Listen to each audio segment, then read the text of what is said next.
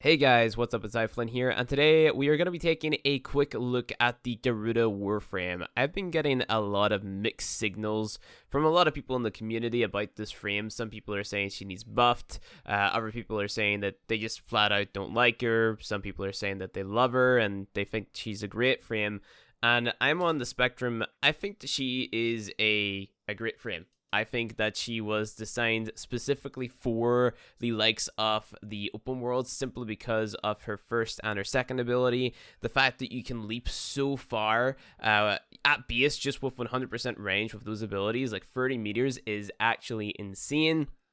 I just feel like it's how she's meant to be played, in big open environments, leaping from enemy to enemy and constantly using all of your abilities to kind of wreak havoc across all of the enemies that you can kind of see. Like literally her fourth ability, you can target so many enemies with it, implying you're close enough. So I don't know. I think she's an absolutely insane frame. I've got two ways of building her. I did go ahead and make an Umbral build for her because I have the Forma and the resources to do so. You can swap the Umbral mods out for the regular versions of Vitality and Intensify. That's totally fine. It's down to you.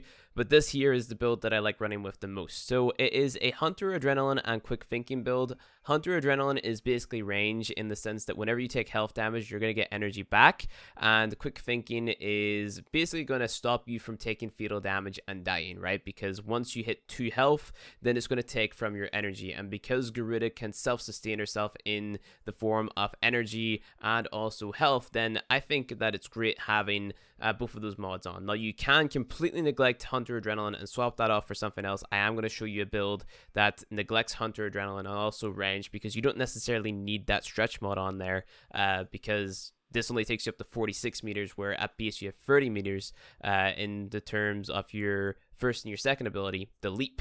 But I like this because it lets me play a little bit more frantic, is a word that I would use, because I can just keep on leaping from enemy to enemy and not necessarily care too much about what my health is at and what my energy is at, because I know that implying that I pay semi-attention, I will never die with this build on. Like, it's that strong. You have such a large health pool. You have Quick Thinking on there to stop you from dying. You have 100 Adrenaline to make sure that you get health back.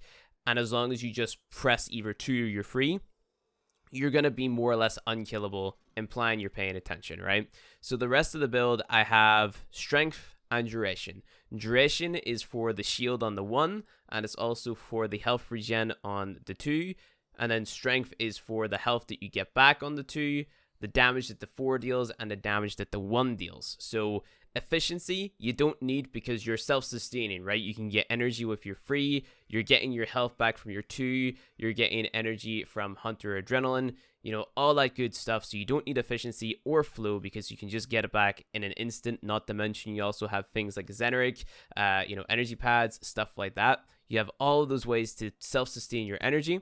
And then range, like I said, you don't necessarily need stretch, and we can swap that out for something different. Now, if you're not a fan of running Hunter Adrenaline or stretch, what you can do is you can take out both of those mods and instead then run Transient Fortitude, which is going to take a hit to your duration, but then you're going to counteract that using Augur Message, right? So you still get a pretty decent duration, and you still have a buttload of strength on there as well. Now, this is the build that I would use in smaller tile sets. So if I wasn't playing in the Plains or in the Orvalis, this would be the build that I use. But in the Orvalis, where I like jumping from enemy to enemy and just ripping them apart with my first ability and casting my 4 from very, very far away, I'm going to go ahead and I'm going to use Stretch, and I'm going to use Hunter Adrenaline, because I don't want to be dying out in the Warvalis, because then if I waste all my revives, then I'm going to have to go back to Fortuna and then come back up again, and it kind of ruins the flow of my bounties. So I like being unkillable. But like I said, if you like having on Hunter Adrenaline and Quick Thinking, and you just want to keep these 2 mods on and then replace Stretch, totally fine as well. You can go ahead and you can throw on Augur Message for more duration, or, you know, if you want to for some reason throw on Augur Reach instead of Stretch, which doesn't make any sense, you can do that too. But you have the option, right? You can even throw on Flow, you can throw on Streamline, you can't throw on Prime Flow though, or just basically anything that is a dash, right? So with all of that being said, it's a pretty basic build, in my opinion at least. Dash polarity in the aura, because I like removing that armor. You can go ahead, you can throw Steel Charge on if you don't want to, Forma. You can throw energy siphon on if you like. You can throw shield disruption, whatever. And then the arcanes depends on the weapons that you're using, etc. And speaking of weapons, Garuda actually has her very own Talons if you unequip your melee weapon, right? So if you just go ahead and unequip your melee, you can see that we have Garuda's Talons right here, and I've got them modded for a condition overload crit hybrid, right? So we'd remove Prime Fever Strike and instead put on what's it called, our Violent Scourge on here, and then we could proc our corrosive / puncture impact, and then that would give us, you know, the buff from condition overload. And on top of that, we have the crit from Blood Rush, we got the attack speed buff from Berserker, we've got drifting contact giving us even more status, helping at condition overload, Organ Shatter amplifying our critical damage, and pressure point then giving us more just base melee damage, which is great. I don't think you can get Riven mods for this, so Riven mods I think are completely out of the question, but then again I don't know because the update's only been out for a day. I would assume that you can't get a Riven mod for this, but you know, this is the build that I'm running anyway because of the condition overload and stuff like that. So with all of that being said, let's actually get to demonstrating her abilities and how I like to play her. I'm just going to go ahead and double check to see what I left on the build. Okay, so I'm using my Rage and Hunter Adrenaline build, right? So Garuda's passive, if we take a look in the abilities screen, it is as Garuda nears death, her damage increases, slashes with her talons if no melee weapon is equipped. So that's just, you know, stating, hey, you have your melee weapons if you haven't got a melee weapon. Sounds weird, but that's basically what it is. And then as Garuda nears death, her damage increases. So you're going to deal more damage, I think, overall, whenever you get closer to death. Now, the great thing about your third ability is it's going to take your health and give you energy, right? So if we go ahead and we spawn in heavy gunners, okay? So we're just going to spawn in heavy gunners, and we're going to make them level 155. We're just going to pause them for now, simulate them. We use our first ability. Your first ability, you leap to an enemy, and you kind of tear them apart, and it's going to make a gore shield, right? So there's our gore shield. And we get damage stored up in this little blood ball at the top of our gore shield, which is going to absorb damage from enemy fire. And I'm pretty sure we can also add more to it just by using our 1. We can then hold down our 1 to reactivate it, charge up more damage into it while we're holding it, and then let it go, and it's going to deal damage to all the enemies, right? So it's a great AoE ability, right? So you can just kill a big group of enemies as they spawn if you already have that shield pre-stacked. But you'll notice that within 2 casts, we're completely out of energy. Now, how do we get our energy back? We use our third ability. So whenever we hit our third ability, you see that we lose health, we get a 50% damage bonus because of our passive, but we also get energy back. We hit it again, we go down to 2 health, we're capped out at that 2 health because of quick thinking, and then we get a lot more energy back. Now, you want to be able to keep on doing that, right? So your second ability, you dash to an enemy, and you put them up in this little pike, and that's going to give you health back, so you can use your free more often while still getting your health back, right? And you can get more energy, okay? And you can create a field of this health regen and pikes, right? So you can only make 3 of them, but it's a nice big field. So you want to space these out quite a bit, and if you look at an enemy and reactivate your 2, they're going to fall off the pike, right? So let's say, for example, I wanted to have a little field over here, and I wanted to have a field over here. Just got to use my third ability to get energy back. So we've got 2 fields. That covers a nice area. And then let's say I wanted to have one over here for my buddy, because this can also heal your teammates, right? You can create 3 little healing pikes within this area, right? And this is obviously affected by power range, but because this build doesn't neglect range in any way, like if you even take off stretch, this is still going to have a pretty decent range, and it's going to last for a decent amount of time as well. And we'll take a look at the stats in a little bit after the demonstration. So with all that being said, we have basically infinite health and infinite energy now, implying you're fighting around this general area. You can go ahead and use your 4th ability, right? So your 4th ability, enemies that are within the field of view of that little targeting reticle that just kind of came up on our screen, if you let go of your 4, because I'm holding it down right now, if you let go of it, the talons or the blades are going to fly to the enemies that you can see, and they're going to start dealing slash procs, and any enemy that doesn't die and has this mark over their head are going to become more susceptible to slash procs, right? So if I was using the likes of the Amprex, right, without Hunter Munitions, for example, we could go ahead and apply slash procs to this enemy right here because he has that mark over his head, even though our weapon doesn't necessarily deal slash damage, right? So you can nuke entire rooms of that ability if you just kind of perch yourself up in a corner, and as long as you can see those enemies, so for example, I'm standing over here, those enemies are over there, you know, your blades are still going to travel to them, and you can go ahead and kill them and do all that stuff. So let's try to hit those enemies over there. We just go ahead and we let it go. It's not going to travel to them, but it travels to these guys over here. So that's because we have like a limited amount of talons that can travel, I'm pretty sure. And we kind of captured everything within our field of view. So you have to be a little bit close to them. But you can literally stand in the corner of like a defense map or something and just send these talons out to slash proc a bunch of enemies. And that's going to like add up in terms of damage. Because bleed procs go through armor, they go through shields, all that good stuff. So it's a great damage dealing ability, and not to mention you can further increase the damage that you deal with that ability by going down to 2 health, right?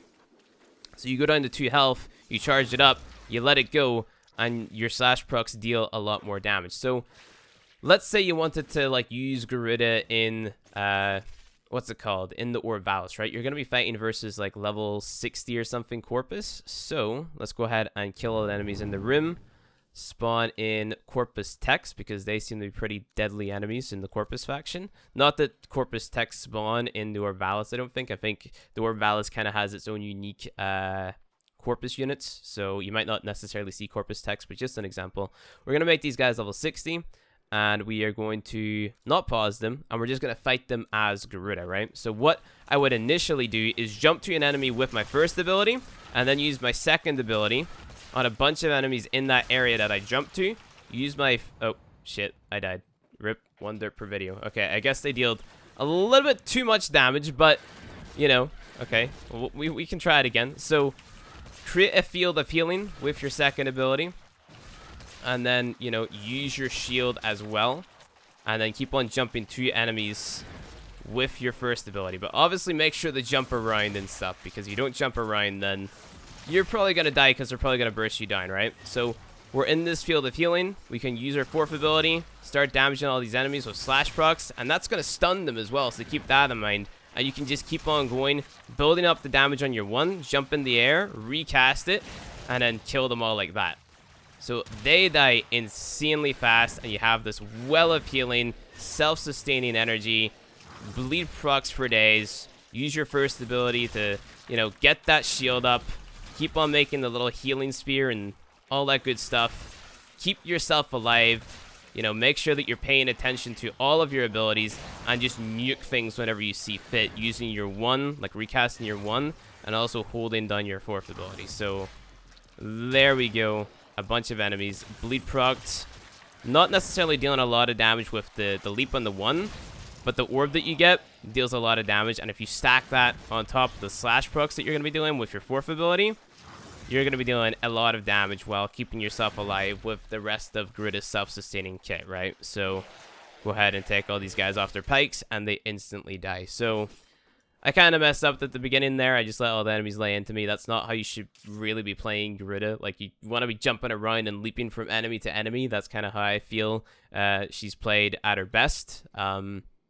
Definitely designed for the big open world environments, but I can understand why people are calling her lackluster, right? So, of course, like I said, there's this type of build right here where you have Hunter Adrenaline, Quick Thinking to sort of sustain yourself a lot, and you can swap off Stretch for something else, and then you have the Transient Fortitude and the Augur Message, which is totally fine as well. It just increases your damage, increases the rate that you heal at, and the damage of the explosion on the 1 and all that good stuff. So I've got Arcane Strike on, only one of them maxed out. I'm going to go ahead and throw on a second one so I can show you guys her Talons and how they deal damage, but I'm going to show the Talons while I'm invincible, and I'm going to spawn in level 155 Heavy Gunners with Garuda's passive fully stacked up, right? So sitting at 2 health pretty much consistently, okay? So let's just go ahead and weaken ourselves, and this is a Condition Overload hybrid, like I already showed. So we're just going to walk up to these guys, and the cool thing about Garuda's second ability as well is you can actually build combo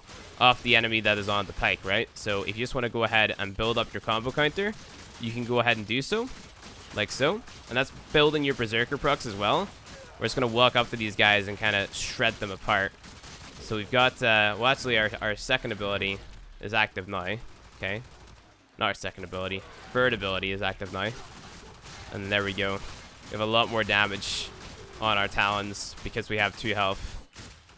So they kind of just die omega fast. So you want to kind of get out of range of the pike, the healing pike, if you're playing versus, like, I don't know, low-level enemies where you can kind of sustain yourself really, really well. So, because these guys would more or less one-shot me. Garuda has, like, 400 health, so I don't know. I think she's insane. That's my personal opinion. This is just kind of how I play her, leaping from enemy to enemy like this. Just building up the 1, using the 2, yada, yada, yada. Third ability to get my health. Fourth ability, the stun, leaping the enemies, and just kind of keep going in that kind of loop. I think it's awesome. I think it's great. I think she's a great frame. She's omega fun to play in the Orvalis and the plains. So, yeah, there seems to be a hotfix coming. I'm just going to go ahead and throw this orb ball because it makes a very, very weird noise. But other than that, guys, that's Garuda. I think she's awesome. I think she's really, really cool. I recommend picking her up. You can get her from the Orvalis, but you're kind of standing capped because you need to get a bunch of resources from the Orvalis. So you need to rank up with your Solaris guys. So you get the blueprint for her from completing the first mission, and then the NPCs will send you a message with the Garuda blueprint, and then you do the bounties, and you get the Garuda parts and craft them. But it's parts from the Orvalis that you need, and those are standing locked, which kind of sucks, but she's a great frame, and I recommend picking her up because I think she's super fun. She's like a hybrid tank and spank in a sense that just doesn't have omega great scaling, but she has okay scaling, but not omega great scaling. Things can still burst you down pretty fast if you're playing carelessly, but the build that I show you should let you play a little bit carelessly, right? Especially versus the general content in the game. She might not be like super swordy viable, but she's definitely a really, really fun, good frame that I can recommend to you guys. So other than that, guys, thank you guys for watching this video. If you enjoyed, go ahead, hit that like button below. If you want to see more Warframe content from me, hit subscribe, and I'll see you guys in the next one.